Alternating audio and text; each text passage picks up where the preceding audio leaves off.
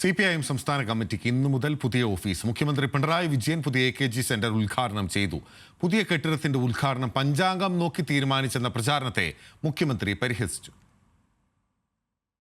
രാജ്യത്ത് കമ്മ്യൂണിസ്റ്റ് പാർട്ടിക്ക് ഏറ്റവും കരുത്തുള്ള കേരളത്തിൽ CPIM-ന് പൂർണ്ണമായൊരു പാർട്ടി ആസ്ഥാനമുണ്ടാകുന്നത് ഇപ്പോഴാണ്. 1977-ൽ AKG പഠന ഗവേഷണ കേന്ദ്രമായി തുടങ്ങിയത് പിന്നീട് സംസ്ഥാന കമ്മിറ്റി ഓഫീസായി പ്രവർത്തിക്കുകയായിരുന്നു.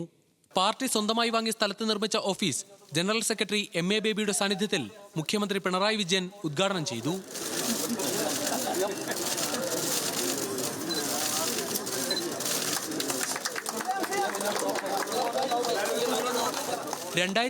ൽ കോടിയേരി ബാലകൃഷ്ണൻ പാർട്ടി സംസ്ഥാന സെക്രട്ടറി ആയിരുന്നപ്പോൾ ആരംഭിച്ച പുതിയ AKG സെന്ററിന്റെ നിർമ്മാണം പൂർത്തിയാകുന്നത് 3 വർഷമെടുത്ത്. അന്ന് തറക്കല്ലിട്ടതും മുഖ്യമന്ത്രി പിണറായി വിജയൻ. ഉദ്ഘാടന ദിവസവും കോടിയേരിയെ ഓർമ്മിച്ച് മുഖ്യമന്ത്രി. നിയമപരമായ കടലാസുകൾ പരിശോധിക്കാൻ എറണാകുളത്ത് തന്നെയുള്ള പ്രഗത്ഭരായ അഭിഭാഷകരെ ചുമതലപ്പെടുത്തി.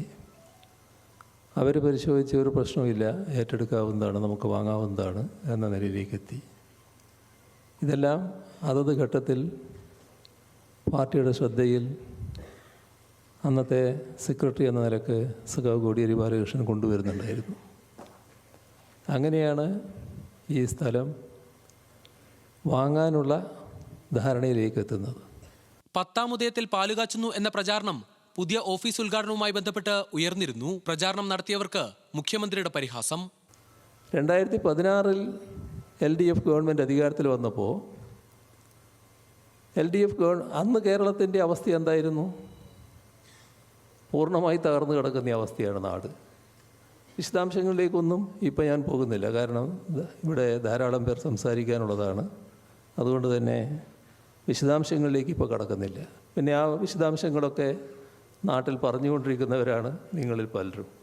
9 നിലകളിൽ മുഖ്യമന്ത്രിക്കും സംസ്ഥാന സെക്രട്ടറിക്കും പ്രധാന നേതാക്കൾക്കുമായി പ്രത്യേക മുറികളുണ്ട്. യോഗങ്ങൾക്കും വാർത്താ സമ്മേളനത്തിനുമായി ഹാളും വാഹന പാർക്കിങ്ങിനായി താഴെ 2 നിലകളുമുണ്ട്. ആഡംബരമില്ല, അടിസ്ഥാന സൗകര്യങ്ങൾ മാത്രമേ പുതിയ ഓഫീസിൽ ഉള്ളൂവെന്നാണ് CPIM-ന്റെ വിശദീകരണം. അതേസമയം പഴയ AKG സെന്റർ പഠന ഗവേഷണ കേന്ദ്രമായി പ്രവർത്തിക്കും. ന്യൂസ് മലയാളം, തിരുവനന്തപുരം.